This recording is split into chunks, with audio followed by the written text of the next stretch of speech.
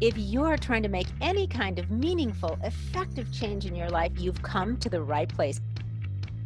Good day, ladies and gents. It's good to be back with you again. Hey, have you ever had a recurring dream or, something that was really, really vivid and you felt like it was trying to tell you something?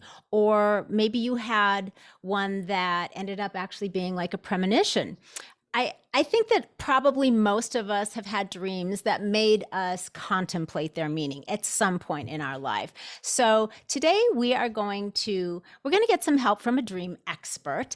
She's going to help us figure out how to better understand our dreams and maybe even use them to help us do some problem solving, just a bunch of good stuff. So Kelly Sullivan Walden, aka the Dream Doctor, is on a mission to awaken the world to the power of our dreams. She is the multi-award winning author of the Hero's Journey Dream Oracle Cards, Journal, Meditations, and app, as well as being a Walden Award nominee.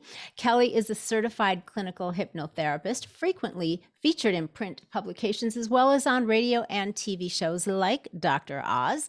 Kelly also has her own radio podcast, Ask Dr. Dream, on Unity FM. She is the best-selling author of 11 books and 4 oracle decks, including her latest work of heart, I love that, the Amazon bestseller called Luminous Humanist. Very intriguing. It's a 365-day meditation guidebook with daily insights that inspire you to start every day the luminous way. She opens the book with the story of her near-death experience, which I am very intrigued to ask her about. So, without further ado, Kelly, welcome to We're Talking Shift. Thank you, Loree. It's so great to be with you. I love the play with the shift word. That's wonderful. Yeah, It's we all have a about lot the of, shift. yeah, right? And we have a lot Mhm, of fun with that. But that's true. mhm, It really is. It's all about shifting. And we mhm, like to say that all of that shifting always must begin in your mind. And then, right, then you demonstrate it out into the world. absolutely. So I have a ton of questions I'm super excited to ask you about. I do want to ask if you can give us a little taste of your near-death experience. I know you probably don't want to share the whole thing because it's in your new book, but do you want Right. to talk a little bit about it? Just give us a Oh, taste. I'd be so happy to. It's one of my favorite things to talk about because in order to talk about it, I feel like I have to kind of, even if I'm just doing the nutshell, I kind of go there. And it's one of my favorite things. So the nutshell was 2008. My birthday, by the way, is 8/8 on the Lion's Gate. That rhymes. So on Wow. 8/8/08, I knew it was going to be special. I had no idea it was right before the recession. And it was like, oh, this isn't the kind of special I expected. So there Yeah. was a lot of turbulence. My husband and I were right in the middle of moving, and it was my birthday. I went out to a goodbye dinner with some friends of mine before we were leaving, and it was my birthday. Went to our favorite Indian restaurant, and I'm in the middle of an interview. So It's all good. It it's all happens. good. So we a friend of ours is a very oh, I could just go on and on. Anyway, she brought a special cookie and she divided it in pieces and said, why don't we start with dessert instead of dessert after dinner? Let's start. So Mm. I was hungry. I grabbed a piece and gobbled it down. And then it was after I gobbled it down that she said, oh, I should have told you that was it's a special cookie, meaning like, there's Uh-huh. hash in it. And I'm Right. somebody who never does anything. So I was like, oh, okay, well, I don't feel anything. I feel fine. So we And had dinner right now. right now. Exactly. Famous last words. So it Oh. wasn't, and it was literally the size of my thumbnail. Like it was just a nibble. It wasn't the whole cookie. It wasn't half it was a tiny bite. So after dinner, all of a sudden the room started to spin. I literally felt like a freight train of energy started to stampede through my head. And I found myself just doubled over on my husband. And while I was like doubled over, my hair fell in front of my face. So my friends didn't know. They thought I was just being kind of cutesy with my husband, cozy with him. Yeah. And so at some point in the conversation, they realized I wasn't responding and they shook me, yelled at me, eventually saw that I was pale.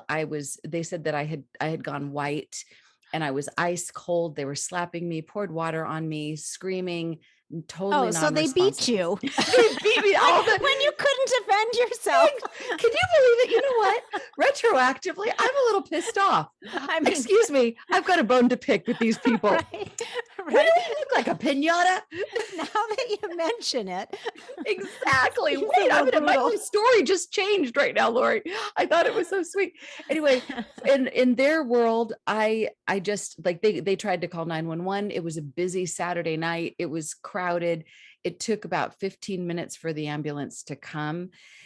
Meanwhile, split screen, I was like shot out of a rocket. Like whew, I went flying into another realm, and I was aware that I wasn't in my body. I was aware that my body was left behind on earth, and I was me. I was still aware that without a body, I was still me. And I was kind of, wow, this is amazing. Without a body, I'm still me. And of course, that's metaphysics 101. We all know that in theory, but to experience it, it was quite phenomenal. And then it was like I was flying through space, through the most beautiful colors. It was almost like it was layers of beautiful fabric. I was thinking of it like the 7 veils, like there were veils and veils of beauty that I was whisking through. And with each layer, I felt like more and more wisdom, more and more answers, more and more insights were coming to me. And I was just elated. And I started to ask kind of questions as I was flying, because I was in such a light state. I said, okay, while I'm here, this is probably a good time to ask the questions about the really dark things. I wanted to understand kind of why good things happen to, or bad things happen to good people, the Holocaust.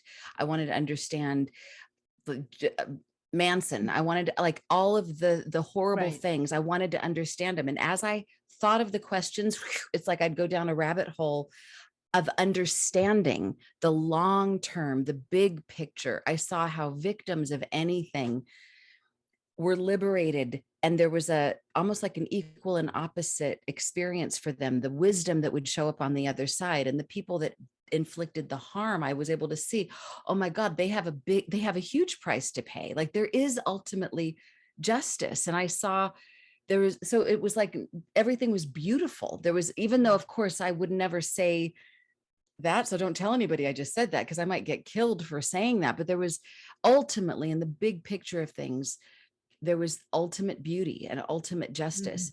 So I just kept flying and feeling more and more liberated and free. And at some point I became aware of the pandemonium happening in the restaurant. I became aware, and I was able to see what was happening. And yet I wasn't in my body, but I tried to communicate with everybody like, hey, you guys, it's fine. Like if you could only see what's going on, you'd be so happy for me. Wow. But instead of being able to say that, all that came out of my mouth was, and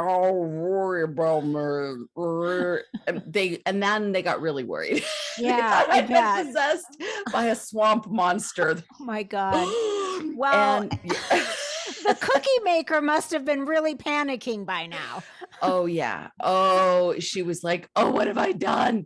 Yeah. So I tried to calm him down. I couldn't, and I didn't want to leave. I was really conflicted. And yet it was kind of my codependence, not wanting to leave them in such a horrible state while I was having the time of my life. So I decided to come back into my body, and it was hard. So you felt like you actually had that choice to make. I felt like I did, but it was not easy. It was like, I equated it to, imagine that you become this, like go from your body the way it is to becoming the size of the entire sky, and then having to squeeze it all back into a tiny little thimble. It felt like it took muscle. It took so much will, and it took a lot. And finally I was back in, and I was able to say out loud with words that people could understand to the paramedic, check my pulse. And they checked my pulse, and I had a pulse. And oh my God. So you felt like you actually had to contract, like you had expanded, and then you had to completely contract yourself to come back. Completely. It was amazing. So yeah, that was painful and hard. And the hardest part was, I don't want to forget all that I just open to. And the cool thing is that I don't feel like I have, I'm not living in that vast expanded space, but every time I talk about this, I feel like I do get a little bit of it does come, a little bit of it does filter back, and it does change me every time. I feel like it does up level me. It's like drinking a sacred elixir, a little sip of what I was swimming in a river of then, and it still connects me to it. So I really got the message that we can be in this world, on this earth, but not be of it. It's possible to be in complete freedom and complete bliss and have the sweetest dream of this life, no matter what is happening around us, if we were to wake up. And then I found this quote. This will be the final thing I'll say about this. It was a day or two after I came back into my body. I found this quote that summarized the whole thing. And it's by William Blake. And he said, "He who binds himself to joy does the winged life destroy, but he who kisses the joy as it flies lives in eternity's sunrise." So I really got that it's the nature of attachment, of clinging, of holding on to anything that is what deprives us of heaven on earth all the time. We could be in heaven right now, no matter what's going on, if we were to completely surrender and trust and flow with what's happening and go with it and trust that life has an agenda and it knows what it's doing. And if we did that, it's only resistance that takes us out of that blissful dream. Yeah, that's amazing. So did they tell you from a medical standpoint, did you actually die and come back, or do you feel like you didn't, but you had this experience? I feel like it was probably technically it was a near-death experience. Okay. It was at the very least a very extensive out-of-body experience.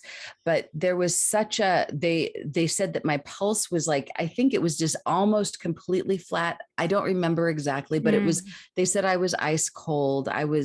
It was dangerous. And it had been at least on the clock, at least 15, maybe 20 minutes from the time they put oxygen in me and that they did all of that. So it was a long time to be out. My husband was afraid that I was going to, if I did come back, I'd be brain dead. I'd have some brain problems. And he says that, yeah, for sure I have brain problems, but not in the way he thought. That's wild. I just came back more creative. But, wow. That's amazing. I can't even, trying to imagine, you can only try to imagine what that must have felt like, but it sounds like a beautiful experience, even though it was obviously scary. For everybody else. To me, the funny thing is that it was from my perspective, it was the best thing ever. It was the most magical thing. But one of our friends happened to he takes pictures of everything, and he happened to take pictures of the event, of what happened. So later when he sent me the pictures and I could see the flashing lights of the ambulance, I could see the paramedics, I could see me all like the adrenaline that surged through me, being able to look at it from ordinary human eyes, it looked tragic. There was no magic in what they saw that night. Right. So it's like, God, it's so interesting. It makes me think anytime I see somebody in a hospital that looks so bad, or I see an accident, it's like, what we see with our eyes is not the whole story. Right. Somebody who looks completely checked out may be completely tapped in to something else that we just don't have the eyes to perceive. Yeah, that's a really good way to look at it. And I would think, I don't know, for myself, I would take that information, and I feel like it would give me some peace when you're seeing that other people, what you perceived to be in pain or danger or some kind of struggle. Yeah, exactly. And there's a lot of that. I mean, there's, especially this year of COVID, I've had a record number of people pass away, get sick. It's something that it does help to have that point of view, that really death it's not an ending. It's a transition. And I have a little bit of a tiny bit of personal experience on that. It's not just a theory that we are not our bodies, that our bodies are, that we're just inhabiting them for a short time. They're these wonderful vehicles to appreciate. So it does help. It doesn't mean I don't get sad. Doesn't mean that I Sure. don't get Oh, yeah. attached, but that remembering is always right there on my shoulder. And so I love to tell the story to people, especially people who are going through a challenging time. And who isn't? I mean, that's just kind of the nature of being human. Yeah. But I Yeah, think it's it is. helpful. We can't live in we can't be the luminous humanness versions of ourselves without some sense that we live in a friendly universe that does have our back and that is on our side. And that even the most tragic nightmares, there's a lining, there is a silver lining, there is wisdom for us. There's something in it for us. Yeah. It's like, we kind of have to know that. Otherwise, I don't know how we get through this world, frankly. Yeah, I agree. There's something beyond what we're able to perceive. And some of us perceive more than others. Everybody's kind of at a different level of consciousness and awareness and has different experiences. So, but I think you're right. If you just are able to kind of lean into that life really is for us and here to support us in having as good of an experience as we want and as we can. Having some faith does help us get through the challenges and the not so fun stuff, for sure. Yeah, absolutely. You want to talk dreams? Yeah, let's go into dreams. Yeah. Dreams, they kind of segue. Yeah. Let's just hard at it. We're going into dreams. Bam, now. dreams. Okay. So, yeah. All right. So is it your experience, and since this is your area of expertise, do most people tend to discount their dreams?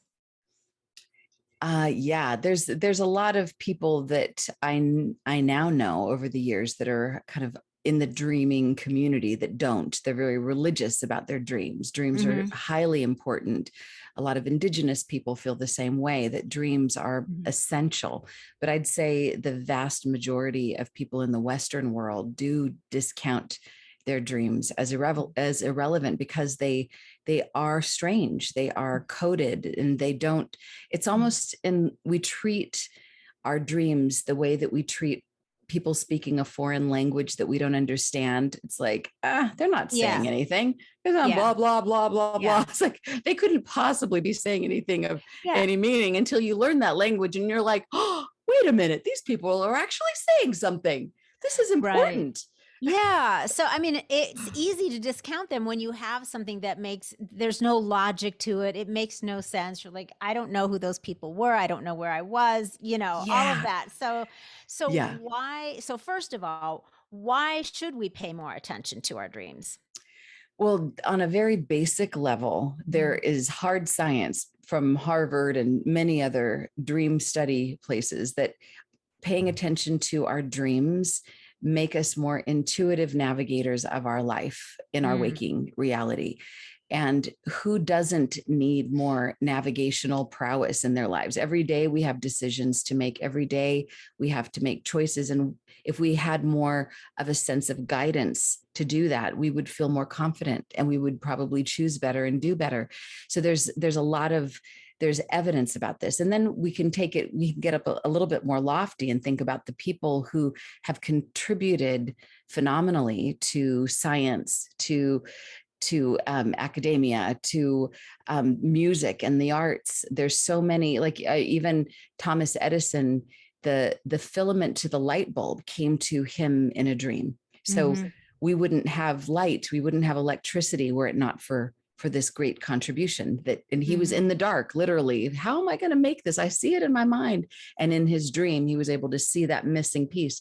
Elias Howe, at the turn of the century, right before the Industrial Revolution took off, he dreamt about the sewing needle. And there was a lot of people at that time trying to figure out how to mass produce clothes and what that missing piece was. And they were all putting the hole at the very top of the sewing needle, and it wasn't working. And in his dream, he saw these caveman spears going through the side of the needle. And he woke up and had a eureka moment. And the sewing needle was then invented, and that set up major industry. And that was the Industrial Revolution took off. And even people like, years ago, Stephanie Meyer, who wrote the Twilight series, she had never written a book. She was a stay-at-home mom, and she had an amazing dream about a really handsome vampire and benevolent vampire. And she wrote this book and it's been one of the biggest selling books ever. She's made millions of dollars in the Twilight franchise. Yeah. Paul McCartney's song, he's had several songs. Yesterday came to him in a dream. And there's several other huge platinum level hits that are beloved came to him in a dream. So many songs that we love, so many great movies, so much art. So, I always say, if you dismiss your dreams, what if your great contribution, your great invention, your great solution was in that dream, and you might have missed it. Right. So don't do that. Yeah, I mean, that's true. If there are messages or in the form of symbology or other things coming through in your dreams, it would be really nice to be able to tap into that resource and use it in some way that benefits you in your life. So, right. Yeah. Right. Yeah. I have in my 2 of the Chicken Soup for the Soul books that I did. I was the contributor and the author on the book, and it was my job to curate the dreams as well as contribute some of my own. And in order to do that, I had to sort through thousands of dream submissions that came in for each of those books. And we could only pick 101 for each book, but I was flooded with stories of people whose dreams changed their lives, help them to meet the love of their life, help them to diagnose the cancer that all of the machines missed, and help to keep them alive, or just so many stories. And these are ordinary people. Nobody's heard about them except in these books, but it's so inspiring. And most of the people aren't big dream advocates either. They were people that on an ordinary basis weren't paying attention to dreams, but they had a big one that they wrote down, and they didn't take lying down, as I like to say. Interesting. So, okay, so we know that there are common dreams that a lot of people say they have, whether it's, I dream I'm falling, or I dream I'm flying, or I'm naked, or I'm on the toilet and everybody can see me, or, I'm speaking on stage and I don't know what I'm supposed to say. I mean, Right. you're not prepared for a test and you're panicking. So those seem to be common things that you hear a lot of people say, they've had those dreams. So let's talk about, what do they mean? What do those really common ones mean? And do they mean the same thing? I mean, if 10 people all say, I have a dream where I'm naked on stage and I don't know what to do, does it mean the same to everyone? Or is there like one meaning? Or does it, is it kind of customized to each individual? So let's decode and talk about that. Yeah. So let's address that whole thing, because all of that was really important, what you just brought up. One of the disclaimers I write at the beginning of all my dream books is, you are the best interpreter of your own dream. And anybody like me who is a frequent flyer, the best I can do is offer suggestions and share a larger archetypal theme about what this dream may mean. And if it resonates, great, keep it. If it doesn't resonate, then consider that you're a step closer to identifying what does resonate for you. Because what mostly happens is people have a dream and it doesn't make sense to them and they discard it. So I've written a couple of dream dictionaries so that people can say, okay, instead of throwing the dream in the scrap heap, let me at least look it up and see if it resonates. And if it resonates, great, then build on that. And if it doesn't, then know that you're closer to what does. So I believe everybody is unique. We are individual. So for example, most people would consider dog in a dream man's best friend. We all love dogs. A dog means loyalty. But what if somebody just got bit by a dog the day before? That it might represent betrayal. So we need to think about what's happening in our lives and what that symbol means to us. So getting on stage and being unprepared. It's so funny. I was just talking about how I had the honor of talking to Shirley MacLaine years ago. Yeah, wow. I know. It was the hardest thing to do, to just keep from going, oh my God, Shirley, I love you. But one of her, so she had the typical actor's nightmare dream for years, which is being out on stage and not knowing your lines, not being prepared. And in order to compensate for that, she became really prepared. So she was always a very prepared actress, and it helped her. And in some way, that's the point of a dream like that. It's not just to terrify us. Just for, there's somebody out there getting a sadistic thrill watching us squirm. That's not it. It's like, if we think our subconscious mind is on our side, is trying to help us, it's always an ally. And it might give us a dream like that to get our attention, so that whatever it is, whether it's for most people, it's not about getting actually on a stage somewhere, but we may be at work, or we may be called on to do something. And maybe we do need to check in and dot the I's and cross the T's, and maybe review what's important to what we might be called on to do. So there's something usually about preparation and being ready, and maybe even dealing with the imposter syndrome, feeling that they're going to find out that I'm not as cool as my bio says I am, or Right. Oh, whatever that that could be is. interesting, like for somebody that is supposed to give a speech or something. And you find, in your dream, like, I don't know what I'm supposed to talk about. I can't remember anything. And there's like an audience of people. That's Yeah. interesting. Yeah. Huh. So it's always those nightmares, I think, are the unsung heroes of our subconscious mind, because nobody likes them. They're always unpleasant. We always just, don't want to have those. And yet, in some ways, those come to us, they jar us awake. Sometimes they really get our attention, and they're hard to forget, so that we will take action, especially if it's recurring, unless it's something that there's certain nightmares that really we get stuck in a loop and they haunt us. And that's a very specific phenomenon that's abnormal. And that does require therapy. That does require work to be able to get somebody out of that loop.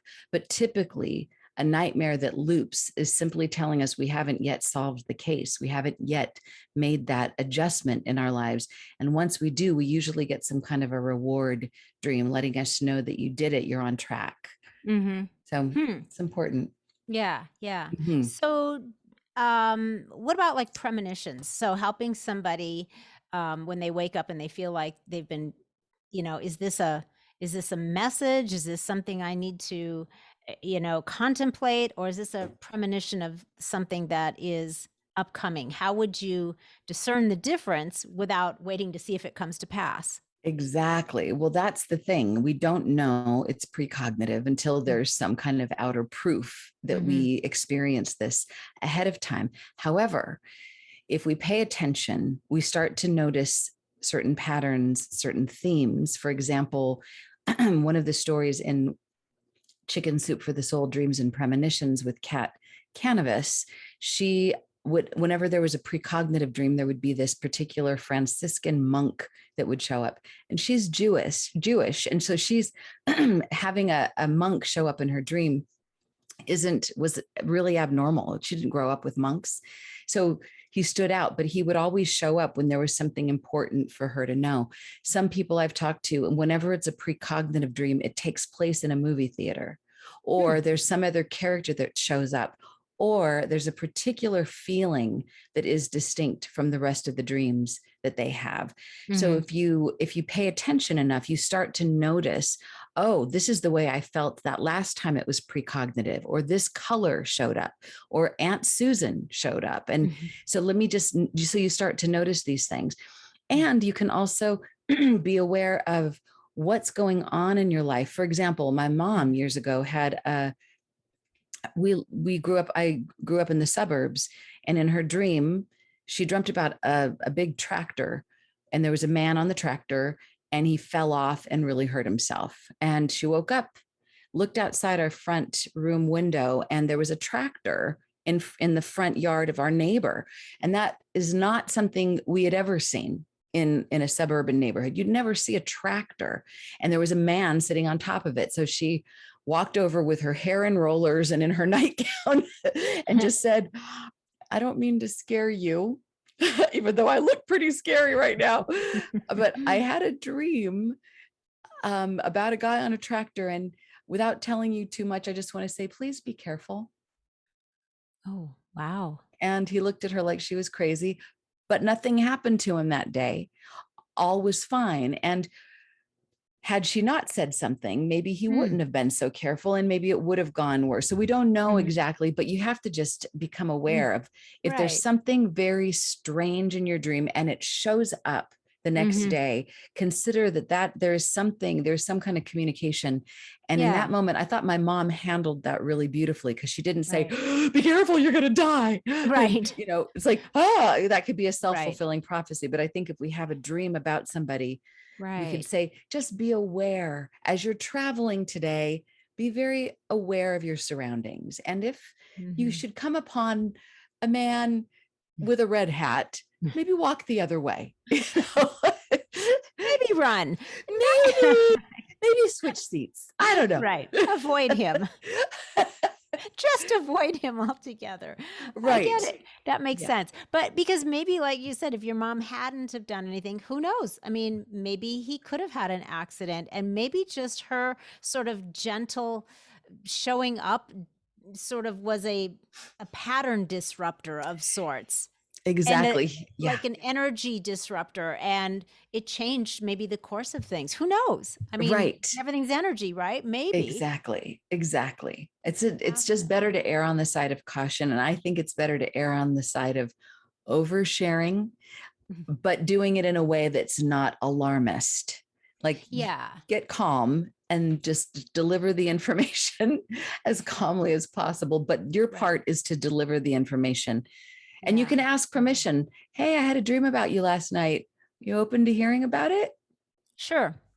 And then they say yes. Then you have permission. If they say no, I don't want to hear, you're like, okay, I'll tell your wife then, or I'll tell somebody else that might be able to get in. But I think we need to be respectful. To me, there's nothing that's more annoying than somebody saying, oh my God, I dreamt about you and this thing happened, so you have to do this. I feel like we need to be humble about the dream and treat it like we're wonderful secretaries. We're being delivered messages, and we need to be humble senders of those messages, and not tell anybody absolutely what they should do, and even when it comes to helping people decode their dreams, to never tell them definitively what their dream means. I never do that. I always want to say, if it were my dream, this is what I might think about, so that we don't plant things that maybe wouldn't have been there otherwise. Exactly. And there's so many things that dreams can represent. And we want to ultimately empower each other to come to our own conclusions, or to have our own aha moments about our dreams. It's not about giving somebody else power. I think a lot of people, we don't do it on purpose, but a lot of people take each other's power away by saying, this is how it has to be, this is what's going on. And as opposed to, and how does that feel for you? What feels good to you? And holding that space for them to have their aha moment. Interesting. So, okay. Are there any common symbols that seem to generally have the same sort of meaning for most people? Not all the time, but anything that's common, like water, or you know what I mean? Yes, all of those. So you can like throw them at me, but let's just we'll start with water. Yeah. In general, if it were my dream, and I've had lots of water dreams, water represents the feminine element, our intuition. Sometimes water for people in dreams is very scary, just like our emotions can sometimes be scary for those of us who like to live a little bit removed from our emotions. Maybe we're more intellectual, or we just don't want to cry. We don't want to cry, or so we might have an adversarial relationship with the deep end of water. So sometimes we'll have tsunami dreams, or we'll have big storm dreams, or we're drowning, that kind of a thing. And there's some people that have completely blissful relationships with water and deep water and water creatures like whales and dolphins. So I think it will give us it's a bit of a litmus test for how we're doing with our deeper emotions. I like that. Ultimately inviting us to have a deeper relationship. I love that. And I love that because to me, the whole water represents, emotion, the feminine, which to me is quite spiritual. Like that, that's very kind of the metaphysical, Bible version, if you will, when you talk Yeah. about symbology. So that makes a lot of sense Yeah. to me. I Yeah. resonate a lot with that. Yeah. Interesting. In our culture, in our Western world, we are kind of trained to be more intellectual, and Hmm. it's sort of shunned to be overly emotional or to put too much weight on our intuition or our psychic abilities. That you kind of Hmm. run the risk of being woo woo or being outcasted. Yeah.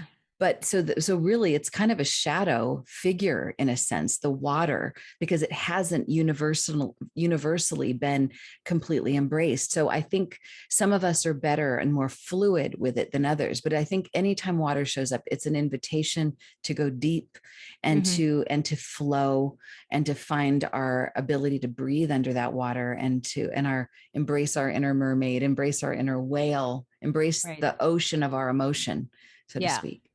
So on the flip side of that, is Yeah. there a symbol that can pop up for commonly for people that is the opposite, that represents more intellect or logic, for people that are really emotional, but Yeah. because we can be one or the other to the Yes. extreme Yeah. and be out of balance. That is very, very true. Yeah. So often in dreams, one quick way of looking at dreams from my perspective is to look for the masculine and the feminine quickly. Mhm. Mhm. So I'll look at anything that has square edges, anything that's mechanical, and even like a city, like if New York City Mm. shows up in a dream, to me, I feel like there's something industrial, there's something Mm. masculine about those symbols. They're pointed, they're erect, there's ta-da, let's go get them.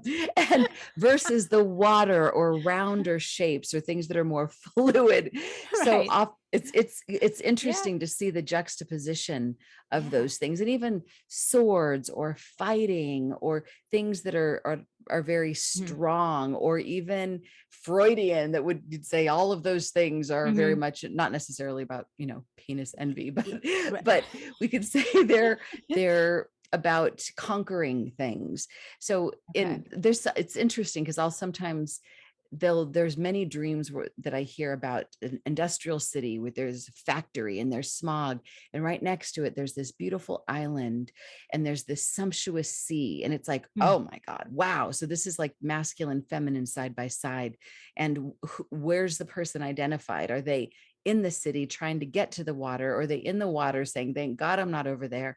Or like, what's the perfect balance? And even Mhm. sometimes men and women in dreams, I know that there's some women, like you said, or some people that Mhm. do overly indulge in the Mm. yin aspect of things. Right. So they might have dreams where they're arguing with men or arguing with paternal figures. So that it's like you see that there's this imbalance, but there's this grappling with it in order to ultimately come into peace. So we'll Mhm. find there's characters that we'll sometimes argue with in a dream, because it's almost like everybody in the dream is ourselves. And who are we harmonious with in the dream, and who are we at odds with? And it's ourselves.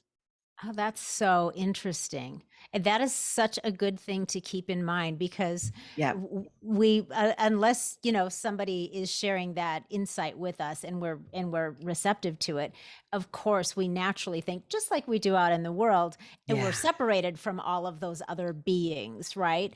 And so in our dream, we would obviously feel the same way. That's someone else doing something or talking about something. But it has nothing to do with me. What's my role in Right. this? Right. Interesting. It's very seldom, I believe, that a dream is about anybody else other than ourselves. I mean, Mhm. sometimes we will have what feels like a visitation into another realm, into somebody else's life, or this is clearly insight for somebody else. But I would say that's the exception to the rule.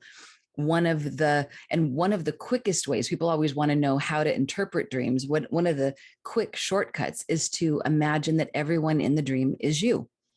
And so it's like the me making out with this part of myself. Well, or like people say, what does it mean if I'm having sex with somebody in a dream? Yeah. It's the ultimate hall pass, because you're not cheating on anybody.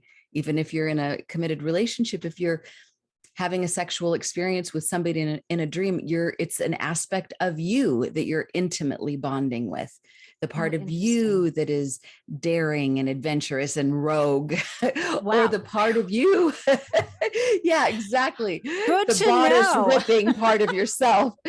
It's not like I'm not really lusting after that ex-lover. It's that part of myself that I'm seeking to come to peace with in a very Interesting. rough and fun way. Right. Right. Wow. We'll let that sink in with everybody right now. Right now everyone's going, huh, okay. Is Right. that one person or that from the past or that person, they've been admiring from afar or that celebrity or whatever. Right. And sometimes the person in the dream, I've heard this so often, that somebody will have a sensual or sexual dream about somebody that they do not find attractive at all, or they never had, somebody even repulsive, even like a creature.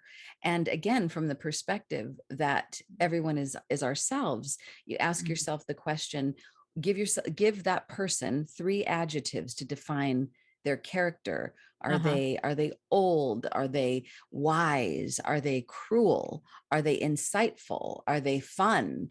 And consider that you're deeply, intimately bonding with that part of yourself. And then ask the question, why now? What's happening in my life right now that those qualities might really serve me if I was to bring in my more contemplative self, bring in my deeper compassionate self. So it takes, we're off the hook for thinking, I don't secretly lust for my next door neighbor or for that weird person on that television show that I hated when I was a kid. Right. Right. That's interesting though, to think about how you would describe the characteristics and apply them to yourself. And it could go both ways. Like you said, it could be, how could those characteristics serve me? Or it could be, am I displaying those characteristics in some way that I'm not being very aware of? And do I need to check myself? Ooh, that's good. Yeah. Where do I have an overabundance of this characteristic? Yeah. Exactly. So it's, our dreams, it's kind of humble pie, especially if the characters in the dream are unsavory or the shadow characters. It's a lot easier. In some way, it's difficult to even accept the really beautiful characters that come to us in our dreams, or people that we admire, and to think that's an aspect of me. Oh my God. Especially if we dream about Jesus or Buddha or Martin Luther King or Angela. I can't even think right now. Maya Angelou. Maya Angelou. Thank you. Not Angelina Jolie. That's right. I thought you were going in first. And it's the heat. I need my I just did a mashup. That's what happens in dreams. I'm in the dreaming zone. Yeah, exactly. But so some people, there's like a light shadow and like the darker shadow of the characters we feel repulsed by, and then those who we admire. Both extremes, we think, oh, those couldn't possibly live in me. Oh, but they do. All of humanity lives in us. And again, for me, I relate that right back to if you're reading the stories of the characters and people in the Bible, they're all about you. If you picture yourself as that character, that person, what they're going through, and then you look at the meaning of that, and you understand again some of the language, the symbology.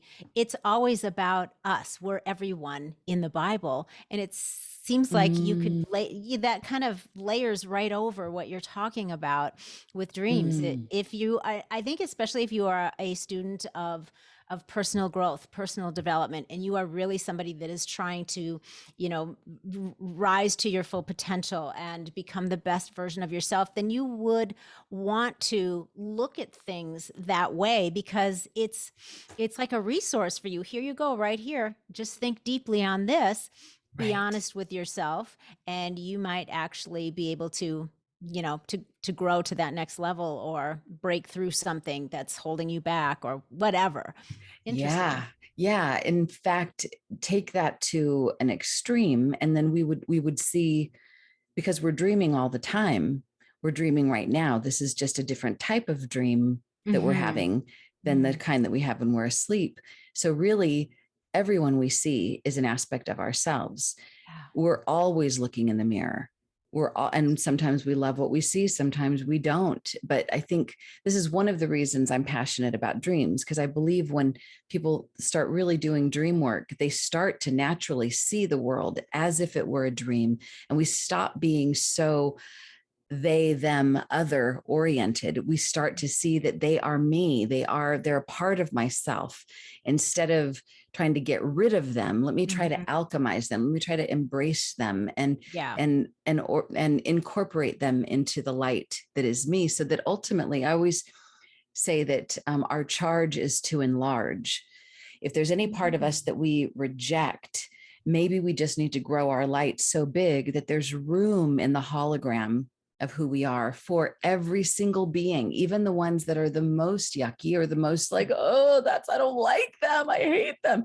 It doesn't mean that they are the whole of who we are, but there's a little pixel of them in us. And there should be room in the mansion of expansion for there to be every being has their own room within us. And then we don't fight with ourselves. Then we don't have to live fearful lives. And there's some dream tribes that have been studied by anthropologists that treat the world like it's a dream. And they do this. And the result of it is a much more mature culture, a much more mature children, much more peaceful adults getting along with one another, and less of a hierarchy and more of an embracing perspective. So it goes pretty deep. I think this one little perspective of everyone in me is an aspect of me and my dream. I think that can shift everything. Talk about the shift.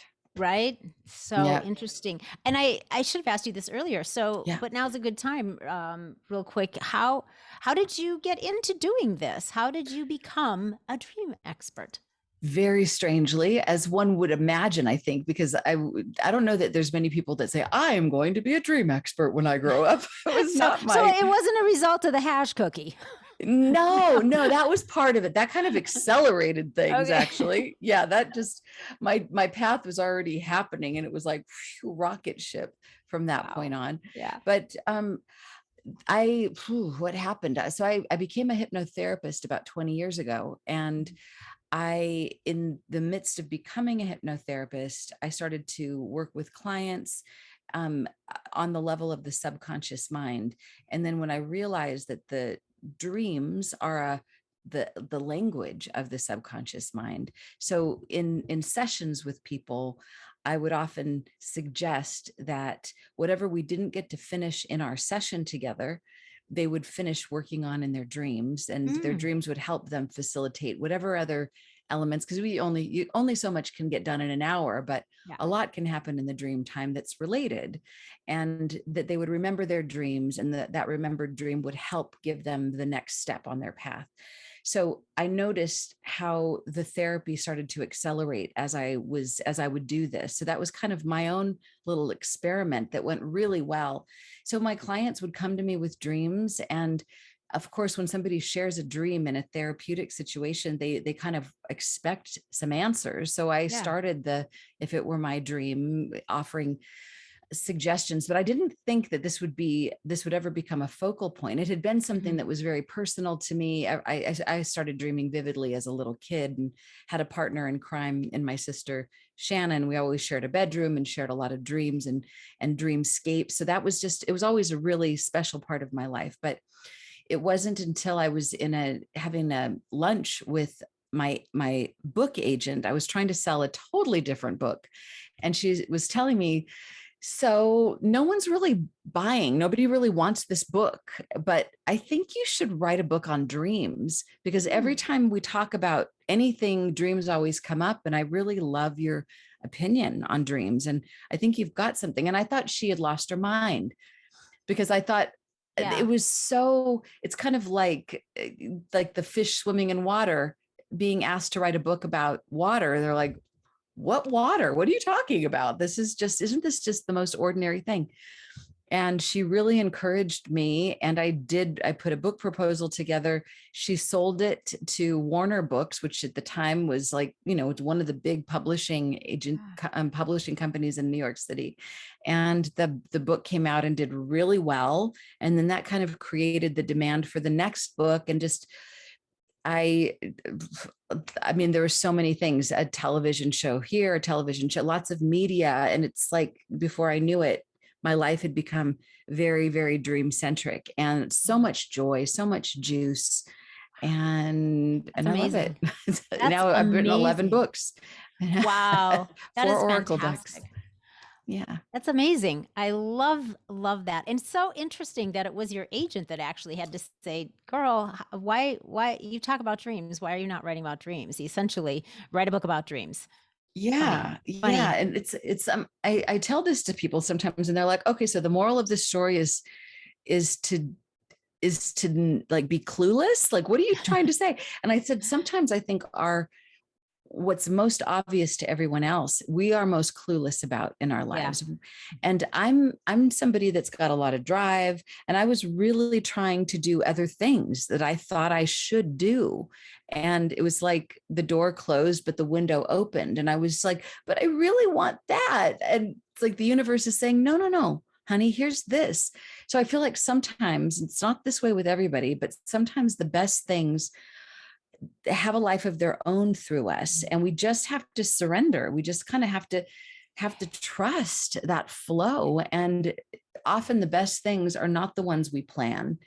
And the best things happen when we surrender our agenda and ask the universe, instead of, here's my laundry list of what I want you to do, it's like, what would you have me do? How would I serve you? Let me serve you. Show Right. me today what I can do. Right. So that's kind of the shifting for Yeah. me. I mean, I used to definitely have my list, but now I have a shorter list, and I pay attention. Yeah. I too have made that shift. It used to be more about, okay, here's what I'm going to make happen or want to happen, or Yeah. I'm going to will to happen, whatever. Yeah. And then it shifted to that very exact thing you said. It's, it's, where would you have me go? What would you have me do? Yeah. What should I say? Let me be an instrument. Just use me. Yes. I'm just going to be, I know you got a better plan and much better ideas than I do. So I'm just going to be open to receive and just work through me. And Yeah. that seems to be just a much more easy, a joyful, stress-free way to kind of flow through your day. Yeah. Really, if you just kind of give it up to something greater, Right. And I think in order to do that, there has to be some intrinsic level of trusting the universe. I think why most of us, and even myself in this life before I came to this, there's sort of an adversarial relationship with the universe. Kind of like, well, this disappointment happened and this didn't work out, so I don't trust you. I'm going to take my toys away and I'm going to do it myself. So meh. And so there can be this, and I see, I mean, it breaks my heart to see so many people in this world, and people that I love and know, doing this and having such a hard time of it, as opposed to, I love, my friend Felix Wolf wrote a book called The Art of Navigation. And he says to treat life like it's your dance partner, but it's the one who's dancing you. You're the one who's following. You're not leading the dance. It knows better what the next move is. And you have to become a really good dance partner, which doesn't mean to just go brain dead. It doesn't mean to just become floppy. You have to have like a strong carriage. You have to be like strong, but in your ability to flow with those very intricate, subtle movements. And if we do that, the more we do it, I think the more bliss we can have no matter what. I think it's possible to truly, truly, truly have a heaven on earth experience right now if we learn how to do this. Trust that we'll be safely led. Yeah, exactly. So that's part of how I got into dreams, by surrendering my agenda and saying, thy will be done. Yeah, that's fantastic. Okay, so for our listeners, if there's a couple of things that you could tell them, like, all right, if you've got just what seems to be an unsolvable problem, what is the process that they could possibly start to try to put into play to help them problem solve something? Oh, perfect. I have a program that I have on my website called Dreamifesting. And I'm really proud of this program because so many people really practical people are like, okay, if I'm going to go out of my way to pay attention to dreams, I want there to be practical value in it. So Dreamifesting is very much about asking a very specific question at the onset before you go to sleep, either journaling it. I have a meditation that I provide to get people to really think about the feeling, the energy. What is it that you want? What would the outcome of that be? And let that be kind of your bedtime story that you tell yourself before you go to sleep. Then you fall asleep and you remember some dream, hopefully some little piece of a dream. And then you unpack that as if it were the clue that solves the case, as if it were the very answer to the question, even if it seems very strange. What does a beetle have to do with me going to Paris? Oh, wait a minute. It's green. Wait a minute. Green is the color of my grandmother's chest. Oh my God, that's where the money is. I mean, you never, Right. I mean, but consider that it's that crazy clue that's going to give you that answer, or at the very least, something to embody so that you can vibe in a higher way that puts you in alignment with the answers that you seek. So what is like, if you're going through a challenging time, in some ways, the upside of going through a challenging time is that we're very clear about what we don't want, which means by definition, we are more clear than ever about what we do want. And that clarity is the blessing of a challenge. It's like the knife that cuts through all the BS and gives us very clearly, we want respectful relationships. We want to be paid a decent amount. We want to have a home we want these things clearly because we know the contrast. So we think about that very thing right before we go to sleep and even say to the dream maker, to God, this is what I need your help with. I need your help with what is my next step with this thing. And I think you can even be forceful about it. Like, give it to me. I'm ready. I'm listening. Amen. Good night. Right. I will expect an answer upon waking. Yes. And that's your job, is to take a moment while you're in bed, before you get out of bed, to write that message down, because it's like the dream maker, God, is saying, hello, I've given you scrolls and scrolls, and you wake up because you want to get on and check Facebook and social media too quickly. It's like, don't do that. Give 5 minutes at least first thing in the morning to unpacking your dreams, meditating on the message, and then you're free to roam. But if you don't do it first, that dream will be gone. So you must make it the first priority, even before your prayers, even before your meditation, because the dreams will go. The prayers will be there, but you've got to anchor that dream, any remembered dream. If you don't write it down immediately, 99.9% of the time it will go, even if it was the answer to the Holy Grail, it was the lottery numbers, it was the everything that you ever wanted. It will go if you do anything else first. Okay. So must write them down. So if you've got a problem, ask very clearly, demand, expect some answers, some clues. So don't be afraid to be assertive about what you need. Yes. And then take time when you wake up, before you jump out of bed and, run to your phone or, start looking at things, because you'll forget. So take time to contemplate and reflect on if you had a dream and what happened, and look for clues or answers. Yeah. Okay. And then you can unpack it. I have a couple of dream interpretation formulas that I've written in my book. It's All in Your Dreams, has the most concise version of my dream interpretation formula. I've got other new ones, but that one is one place where it's like, what do I do? How do I interpret it? That's one place to look. It's All in Your Dreams. Perfect. Okay. So I know that we are running out of time, and I want you to share where everybody can find out more about you. Do you have an extra minute or two to share a going rogue story? Absolutely. Oh my gosh. Okay. All right. Pick your fave. So, oh God. Well, besides eating a hash cookie and dying and coming back, let me see. Yeah, that was a good one. Oh my God. Okay. So any kind of going rogue, for some reason, I don't know about how rogue this is. This is a jumping off a cliff. Well, okay, I'll say this, and this might be way too TMI, so maybe you can edit this out if it is, but I'm kind of going rogue as we speak. I'm writing a memoir about a very difficult time in my early 20s when I was 21.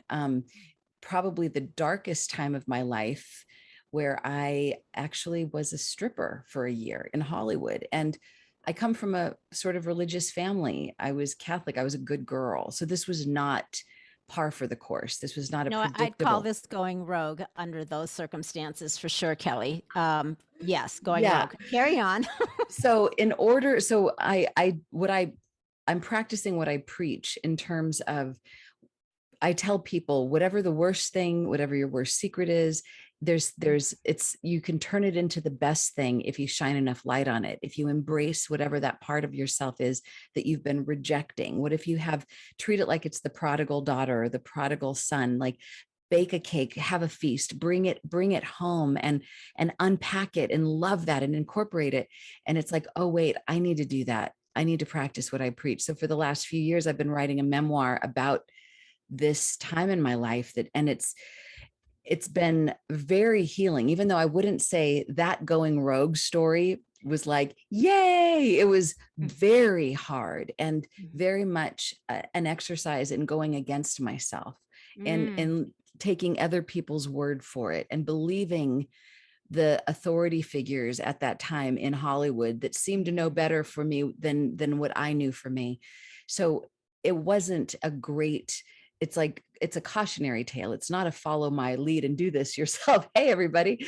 But Yeah. it's, to me, the blessing ultimately is in being able to recover this part of myself. I feel like I'm proving to myself that I might, you can knock me down, but I'm not completely flat. Everything is redeemable. Everything, there's alchemy to be found and gold to be found, even in the worst secrets and in the worst things. So writing this story is scary for me because I have a reputation that, of course, my ego doesn't want to ruin and doesn't want to lose. Right. But I also feel like I've come so far that if people don't love me because I had a really bad year in my 20s, and then I don't want them in my life anyway. So I think there's something about telling the story and finding a creative way to do it and then exposing it. I haven't exposed it yet. It's not out in the world yet, but hopefully this time next year it will be. And So I'll have to deal with that. yeah. Well, I mean, you just kind of let it out. Are you asking me to edit this out of the podcast? No, I mean, it's up to you. Okay. If you're not like, No, I love too it. cringy. I think it's no, I just want to make sure you didn't let something out of the bag before you were ready to, but The I think it's process an of amazing writing story. this has Okay. been like helping every time I work on it. I feel like I'm talking right now and I'm hot because it's a hot day, but I'm not blushing. So there's Yeah. less and less and less shame because it's like, oh, the lotus grows from mud. Like we all have our dirt. Right. Okay. It's some of it's more hidden, some of it's more hideous, but it's like, as Well, long as we yeah. grow from it, then, oh my God, isn't that what we're doing here? So Yeah. Yeah. That's sometimes we amazing. take a risk and it doesn't work out, but we can still learn from it. Well, and ultimately, and that's the thing about going rogue. You know, Yeah. you probably didn't realize at the time, or maybe you did, what a risk you were taking Mm, until later you might have went, well, that was really risky for what I'm trying to become, the person I'm trying to become. yeah. But now there's so much value in that because of who you've become, in spite of what some people may consider that was a really wrong move. It wasn't a wrong move. It was a move. It's not like you're out, you're That's a true. serial killer. I mean, you know, you were a dancer. I mean, whatever, with barely any clothes, if any. You know what I mean? I Not a mean, lot. you're Not a not lot. the only one, and Yeah. and and you have been able to create an absolutely amazing, beautiful life, being of massive service to other people. Maybe because of, maybe in spite of, but it doesn't really matter. It's who you are. You know what I mean? It's who you Right. are now that matters. And the fact that you have the courage to say, you know what, I think I'm not gonna hide this. I think you will be of service in a whole new level to other people that have things that they feel like they need to keep in a closet or feel shameful about. You know what I mean? So this is just another way that you are helping people, the way I view it. Oh, thank you. That's what I hope. That's definitely what I hope. I want it to Yeah. serve. It's not just my own inner alchemy.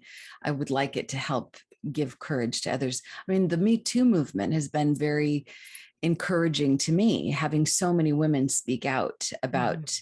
So I think whenever anybody speaks out, it does strengthen the collective in some way. We don't feel so alone. Yes. And I think I need to practice what I preach in that area too. It's started a few years ago to become like a big withhold.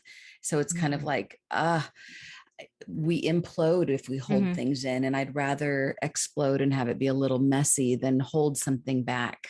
Mhm. And I don't think I wouldn't have this path. I wouldn't have this career if it wasn't for my deep, deep seeking that I Mhm. had to go on in order to stay on the planet, that was caused by this deep pain. Mm. So Yeah. there's blessings. And Yes. thank you for being so open and generous and not kicking me Oh. off the show. Oh my God, God, get her out of no. here. No. And I'm curious No. to ask you about why you ask people about the Mhm. rogue, like what is it about that Going appeals to rogue, you? yeah. Yeah. I just feel like a lot of people, maybe everyone, I don't know, but I think a lot of people have something in them, something calling to them that they Mm, would like to that they'd like to do. And because of yeah. their fears, because of their circumstances, because of, any number of things, they feel like they can't or they shouldn't or they better not. The risk is too great. They'll be letting people down. It's, outside of protocol, whatever reason they don't. And it's always there. And I think a lot of people's dreams die with them because they didn't have the support or they had too much fear to just go Yeah. for it. They had too Mm, much fear. And so I feel like when we share our going rogue stories, like when we share a story about a time that we did something that was one of those things, it was scary or it was frowned upon, or we risked a career or, whatever to do this thing. And it turned out to be the best thing ever. It, mm. it, gives other people permission to do the same. It inspires other people to say, wow, they did it. Maybe I could do that too. Maybe that would Wow. work for me. What's So your rogue story? I'm sure you've shared about it, but do you have a I little have, version of it you could share? well, I think for me, I think, I've talked to, I always ask all my new guests this, and I feel like my going rogue story, is just so boring compared to some of the things that my guests have shared. But I guess what I talked about maybe a couple years ago was for me, um, I think for me, it was dropping out of high school.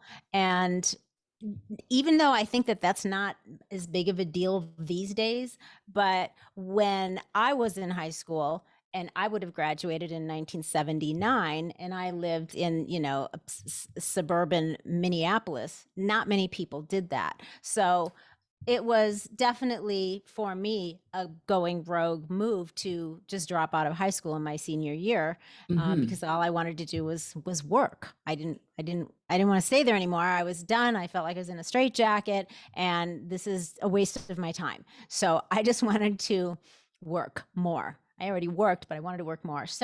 Wow. So I dropped out of school. And again, these days, I think that's probably not such a big deal. But in my time, in my Yeah. circumstances, it was Yeah. kind of a big deal. So that's probably that did change the course of my life for sure. I didn't do the normal, now I'm going to graduate, now I'm going to go to college, now I'm going to get a job, whatever. I didn't do the normal course of action. So I would say that was definitely the beginning of the path that led me to where I am now, for sure. Oh, God. Okay. And I see your book behind you. Oh, yes. So this Yeah. that has the story, the longer story of Yeah. what Yeah. happened when you after you dropped out and where Right, you right. went and what you Yeah, did. because it was only a few years later that I started a business with who was at the time a very good friend of mine, a best friend, and that business, which failed quickly, but that is where I met my soon who would become my husband, the man that would become my husband. So Wow. I just, one thing leads to another, and Yeah. and here we are. So 37 years later. Unbelievable. Okay, where are you hiding the fountain of youth? Unbelievable. Well, Oh, thank you. honey, I say whatever you're doing, it works. oh, thank you. Going rogue is the fountain of youth.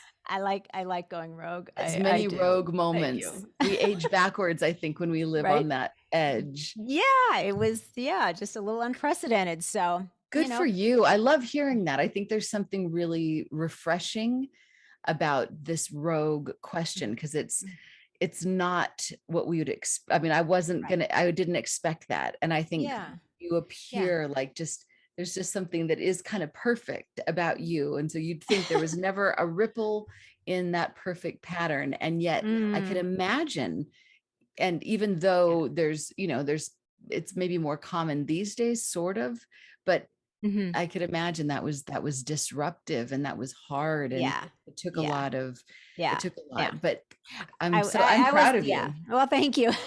Yes, I was not a good school person. I was not that person that you perceive that I would have been, the way you Back just then. described to me now. No, Yeah. I was off doing my own thing and skipping school, and I didn't care at all about it. It was a colossal waste of time in my estimation. It works for some, didn't work for me. You're there's here more on a than mission. one way, right? There's more than one way to live life.